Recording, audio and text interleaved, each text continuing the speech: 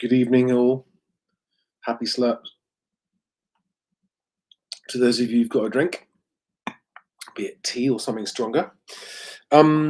This is a short, unscheduled video, just to update you about the fact that tomorrow it's late. Okay, it's coming up to just 20 to 11 on Tuesday the 30th of April. Tomorrow is Wednesday the 1st of May. Excuse me, and largely thanks to the audience of this channel and the influence that's having in the estate agency industry, I have been invited to the head offices of Propertymark by their boss, Nathan Emerson, tomorrow. So tomorrow morning, get up very early, 5 o'clock in the morning, get in the car, 3.5 hour drive up to Warwick to spend most of the day. And I'm very grateful for that invitation, and I'm grateful to you guys. Thank you for making this channel something that means that invitation came out to me. Now, why am I talking about it on video? Because this channel is all about trying to make moving home easier and trying to help buyers and sellers and agents to have an easier time of moving, because it is a godforsaken shit fight for everyone involved at the moment, and that's just not necessary. And it's mostly down to vested interest and inertia keeping things the way they are because it suits certain companies. So Propertymark used to be called the National Association of Estate Agents, and it's the largest membership organization of estate agents in the country. It's got, I think, 12,000 offices and nearly 18,000 individual members paid up. So it's a sizable organization. It's been around for a very long time. I've actually had dealings with them in the past as a software supplier to estate agents going back a long way. So I have dealt with Nathan's predecessor going back a couple of times. Now, the thumbnail on this video is talking about house prices, and I'm very keen to hear everything that Nathan wants to talk about tomorrow. But the main thing I want to talk about is how can the country's largest estate agency professional body help stop overvaluing? Because overvaluing is killing transaction volumes. And in fact, in the words of one of Propertymark's members, senior panel members, an agent herself, overvaluing is killing the industry. And my position is that Propertymark's public stance on housing market and house prices is out of date and actually doesn't help the overvaluing problem, because generally speaking, they're always and I'm being generous here, they're always tilting towards the optimistic side of talking about how the housing market is doing. Now, they've also got Phil Spencer, who's now their public promoter, the sort of public consumer face of Propertymark. He's openly sponsored by them on their website. And Nathan Emerson, the boss, and Phil Spencer sit down on a regular basis to discuss the housing market. And whenever they do, I'm always left, and apparently a lot of people in the comments are always left with the impression that they're just talking up the market, and they sound like vested interest boys. And that's okay. That in itself is not a problem, except for the fact that that constant messaging of everything's okay, everything's fine, keep buying property, is what has led us to the ridiculous standoff between sellers and buyers on price, and has led to, among other things, 2023 being the worst year on record for housing transactions, according to HMRC. I think I'm right in saying. Now, how am I going to go about this? Because I'm genuinely going to be... So something else happened today. I have announced a date to estate agents. And if you're an estate agent watching this, please get your phone out right now and go to your diary, your calendar, and put in Thursday, the 27th of June. Thursday, I'll put it in the live chat here. So Thursday, 27th of June. Thursday, 27th June. And we're going to call it Best Agent Day. You need to have it in your diaries because Thursday, the 27th of June is going to be an event which all agents can participate in from wherever they want. But it is going to be the most significant event of all time in the estate agency industry's history. Now, that's a bold claim. But the reason it's going to be the biggest is because I am hoping and expecting it's going to be the best attended. And what we're going to do on that day is try to show what can be done, what can actually be achieved with the use of technology and a large group of estate agents who want something to be improved. Because one of my biggest complaints about Propertymark and other industry organizations is that in the 25 years I've been working in this industry, all they've ever done is talk and talk and talk. And they've had lots of events and conferences and meetups, and everyone comes along and talks, and everyone has a nice time, and that's all great, but nothing's ever achieved. Like almost nothing is ever achieved. Now, Nathan Emerson is a relatively recent new boss there, and so he's not responsible for the previous 20 years. He's also an experienced estate agent himself, an award-winning estate agent, a partner of an agency called Pigott and Crone that was an award-winning agent. And so he's a very experienced agent. He knows his stuff. But knowing how to run an estate agency is not the same as knowing how to message on behalf of the industry to the consumer. And I think that's where Propertymark is getting it wrong. And now it's quite important to point out that Propertymark's main activity is training and professional qualifications for estate agents. And in that, it is excellent. It's got very good training, good qualifications, and I've always recommended to all of my estate agency clients that haven't done those exams to do it because it can't hurt. It can only help. You can only learn stuff, and actually, when it boils down to the difference between two agents, you can't decide they're both very good. And one's got professional qualifications and one hasn't. You're probably going to go for the one with the professional qualifications. However, my problem with Phil Spencer's messaging and Propertymark's messaging is that you shouldn't use an agent unless they are a Propertymark agent, because Propertymark agents with professional qualifications are obviously going to be better and you're not going to be problems with them. And that is just not true, right? Because the following three things are happening despite the professional qualifications. Number one, overvaluing is as rampant and rife as ever, even from agents who have Propertymark qualifications. Number two, no amount of qualifications stops you being a dishonest person, right? And there are as many dishonest agents in any one group as there are in any other group. So it doesn't solve that problem. And number three, the public's number one complaint as customers of estate agents is poor communications. And nothing that I'm aware of that Propertymark does trains on that particular problem either.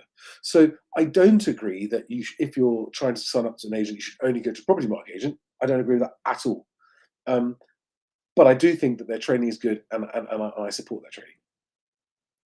So I'm going to be asking him several questions, including the fact that because on the 27th of June, Thursday, the 27th of June, which unfortunately for my moving audience, I'm afraid it is an estate agency only day, estate agents only event, and only agents who are registered to attend will be able to attend the live event.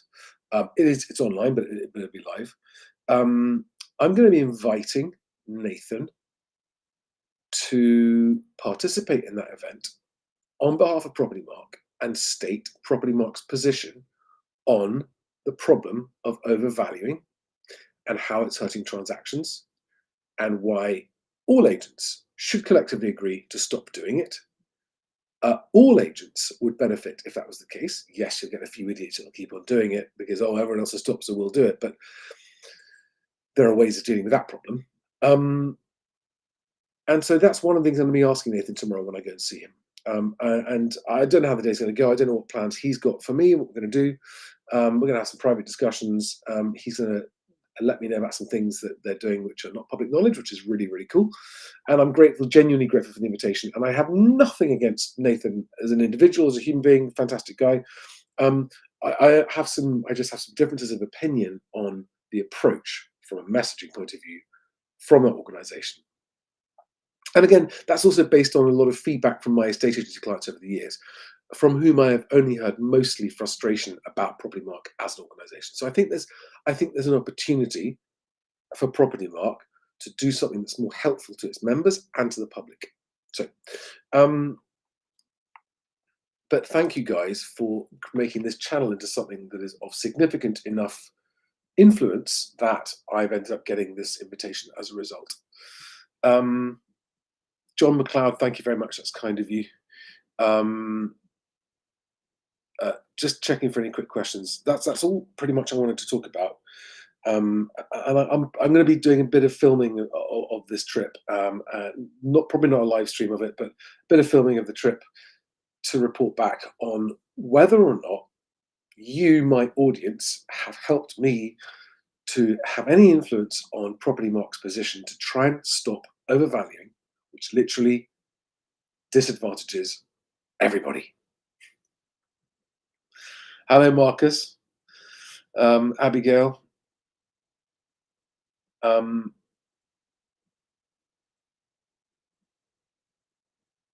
Nate, I'm not sure I understand what your question is. Could you just reword that question?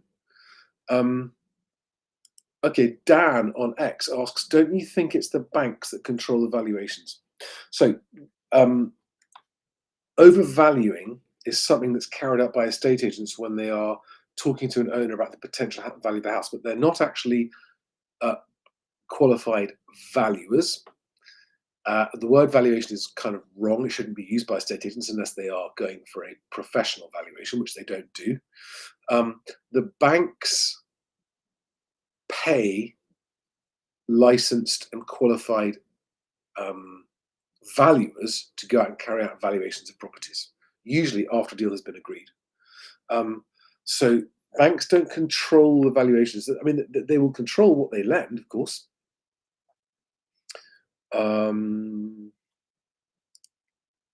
Do we have, this is a very short video, guys, but do we have any other quick questions? Yeah, I mean, it's roughly speaking, the overvaluing is about 20%.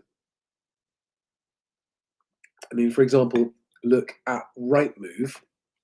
So Rightmove's asking price index is an actual index. I mean, I call it the overpricing index because it's an index that is made up of only newly listed asking prices before price reductions happen. So that's, I think, 373,000 is their average, and the land registry's average is 280,000 or 85. So there's an £80,000 difference, more than 20% overvaluing right there.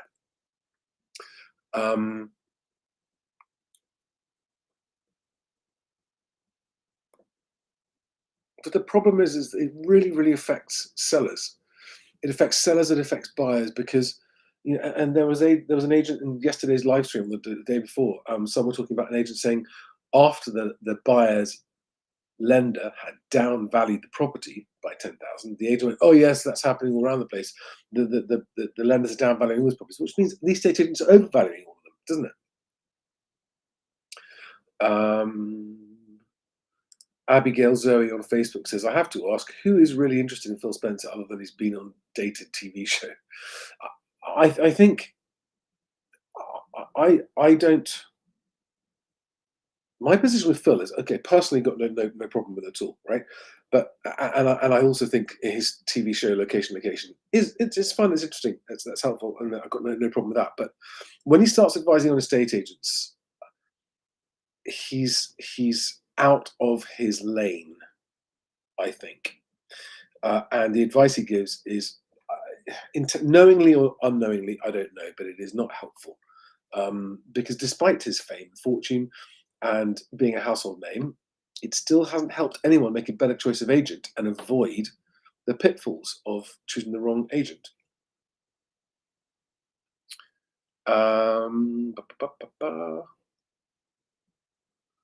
So part of what's happening on the 27th of June is is to do with the best agent public house price index and reporting exchange prices. So someone's asked a question about do we need to see prices anchored to the bank's values? No, I don't think so, because prices are, the market should be left unfettered. The market should be allowed to do what the market does.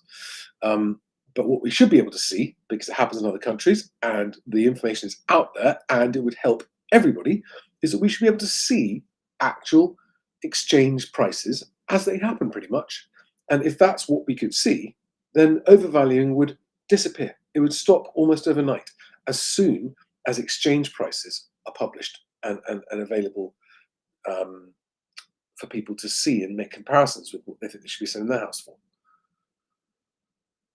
Ruth says, I might have overpaid slightly. Hope Charlie doesn't see that. Busted. But I needed a home and didn't want to leave that to someone else. Right, listen, Ruth, if you could afford it, if that hasn't put you at risk, then you secured the home. You haven't overpaid. If you're happy with the price you paid and you got the home.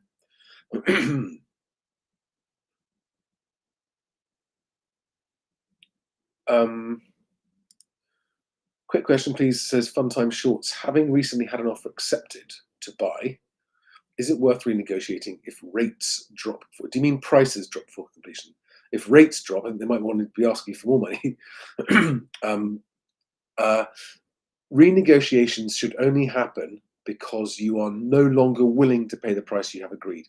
Because if you begin a renegotiation, you are risking losing out on the property. Okay, but if you're no longer happy with the price you've paid, then you must renegotiate or walk away.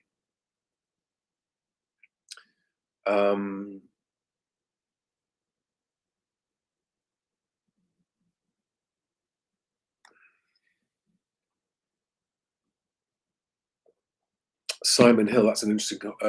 What area is that, Simon? My search area on Rightmove had 99 properties in early December. Now has 183 properties this week. I don't think there is twice as many buyers for those. I'm actually just going to remind you guys of the best agent. Let me just share this page with you, just briefly, and I'll put a link to it if you want to go and have a look at it.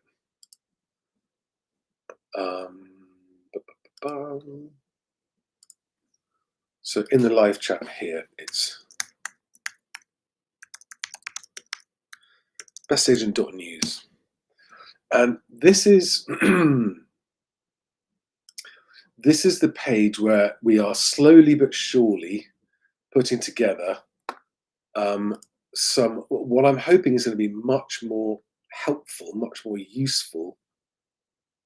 Can I get it to zoom in? I can never get the zoom right on this bit. Drives me nuts. Got it there? Yes. So this is median and average asking prices for England. And this is as of 29th of April, so yesterday, as of yesterday. And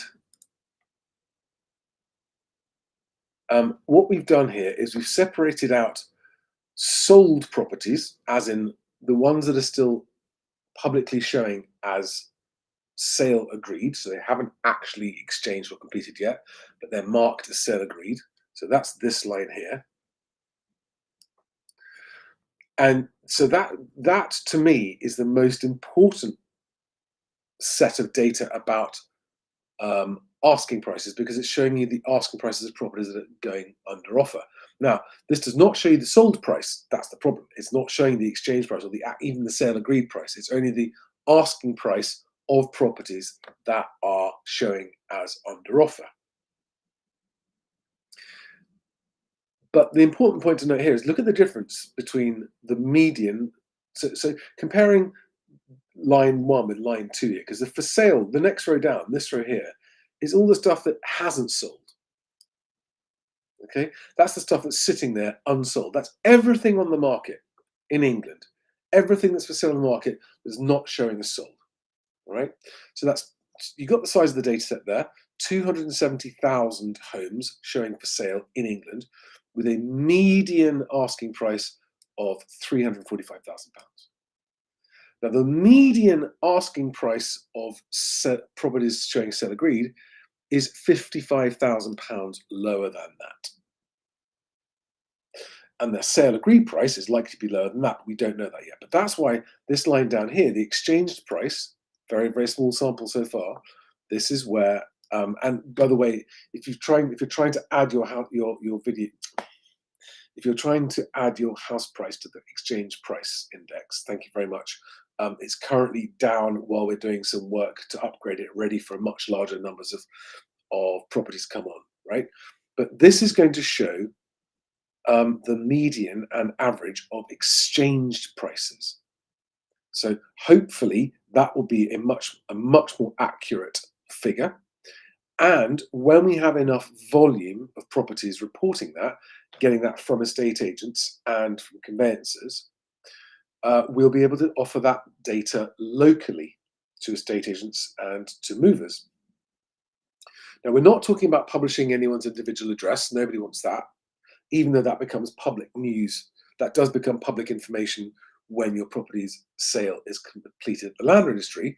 There's no need to actually identify individual properties.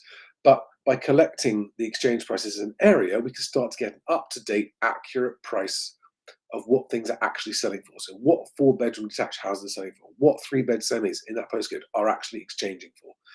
And with that data available to everyone who's concerned, it makes it overvaluing impossible, because well, I won't go into it, but that's the idea, right? So this will equip good, honest, transparent agents with the tools to stop the lying, deliberately overvaluing agents from doing it. Now, some of you might say, "How don't all estate agents overvalue?" And the answer is probably, truthfully, that most of them do, yes, but you can break them down into the ones who do it on purpose as a strategy to win more instructions and don't care. They are deliberately saying, I'll quote the words I've never forgotten. My mate who used to work at Foxtons in the 90s said, where overvaluing was basically born in the Foxtons Notting Hill office in the 90s. They were told by their boss at the time, John Hunt, the owner of Foxtons, tell them whatever they need to hear to sign up. Tell them whatever number they want to hear. It doesn't matter. Just say whatever number they want to hear as long as they go with us. And it worked. It was the strategy that launched Foxtons like that, as over-optimistic sellers all over London. I mean, Foxtons only sold 1 in 4 of the properties back in those days by their own admission. But it worked like a charm. They work like an absolute charm. And that has grown and grown and grown for 30 years. And so more and more agents started doing it. And now it's become rife and mainstream, and large corporations do it. So they're the bad ones who do it on purpose. Then you've got the ones who reluctantly have to overvalue because they know that if they don't, the seller won't give them their instruction, and they've got no houses to sell. Then you've got the ones who work extra hard to persuade a seller that the other agents are overvaluing, and it's very difficult for them to do this because there's no data to prove it. But if they can prove it well enough, and if the seller is actually open-minded and listening, the really good agents will say, no, they are definitely overvaluing, because here is recent proof of something that I can show you that shows there's no chance of getting that price of your house. And the really good agents will say, I'm not going to sell your house if you insist on an unachievable price, but come back to me if you can't sell it with the others. And often people do that, and they come back later. It's then harder to sell, and the market's fallen further. So overvaluing kills transactions and therefore hurts agents' income, hurts sellers' chances of selling, and makes it harder for buyers to buy. It's just a complete waste of time.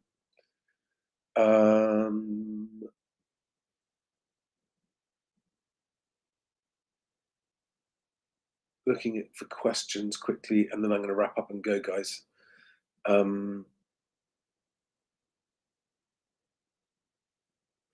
Simon Hill says, what is SPRIFT? Agents use it to try to justify prices. So I don't talk about this much on this channel. I do talk about it to agents because it's a massive problem. There is this entire, what they call the lead gen industry, where even though the size of the market of the number of people moving house cannot get any bigger, there are lead gen companies selling lead gen tech to estate agents to increase their market share and get more buyers. But of course, they're all using the lead gen tech, and so they're all fighting over the same size cake, and it's a zero-sum game that only the lead gen tech sellers are making money from, and Sprift is one of them.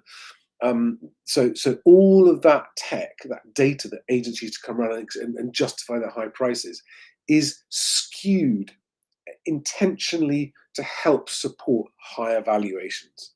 None of it, as far as I've seen, has anything to do with showing actual prices. But if we can get rid of the land registry's delay and show actual paid prices as they happen, all of this will go away. Uh, da, da, da, da, da.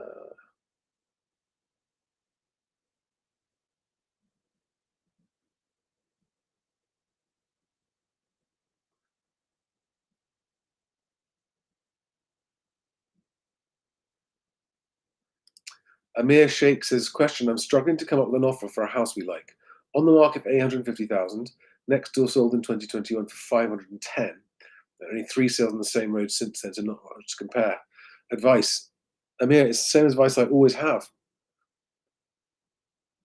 Don't offer more than you think you could sell it for the next day, right? And whatever that number is, that should be your maximum comfortable offer. Make that offer. Just make your offer. Right? What's it worth to you to live in that house? How much do you love that house? How convenient is it for you, for family, for friends, for work? Is it your forever home? All of these factors weigh up how much. I don't know if you're paying cash or with a mortgage. No, I don't know any of these things. But basically, you've got to work out what it's worth to you and make that offer. I can't put a number on it for you.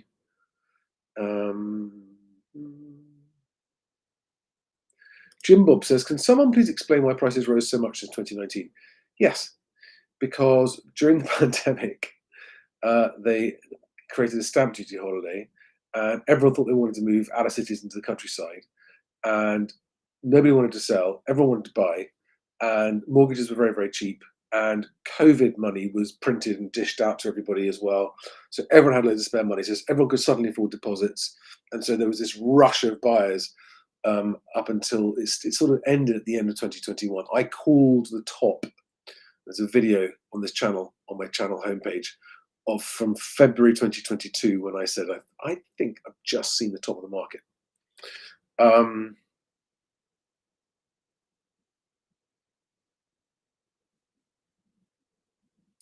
Oh, this is so frustrating. Blind Spots Traveller on YouTube says, been waiting 3 months to complete on a flat. I was purchase ready, everything in place. Vendors are really dragging their feet. How long should I wait before I reduce the offer price? I really want the flat. I don't know. You haven't told me whether the sellers are dragging their feet because they haven't found someone to buy or not. But you just need to decide how long you're prepared to wait and tell them. And say, at this price, I'm not going to wait any longer than X date. And after that date, I'm either going to pull out or reduce my price. Don't make it up. Mean it when you say it. Because just say, I can't wait. The too much uncertainty. But I mean, at least the market's moving in your favor, hopefully, depending on where you are.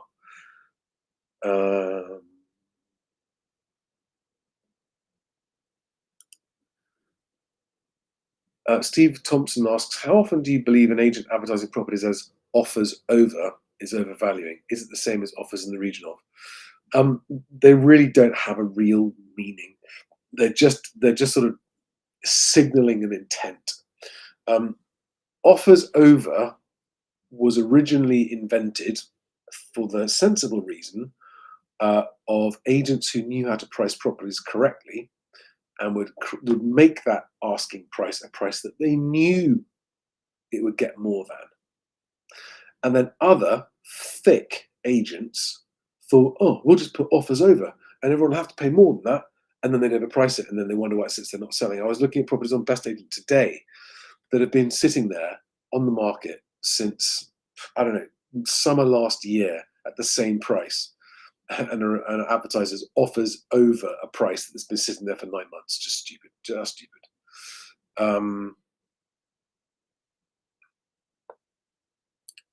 Right, guys, I'm calling it. That was just a quick one. Got to go. Very early start, and it's late. I'm up in 6 hours. Need to get to bed. Good to see you. And again, thank you for helping me get to the point where Propertymark are inviting me to talk to them. And let's see what happens. See you soon. Good night, guys. See you well.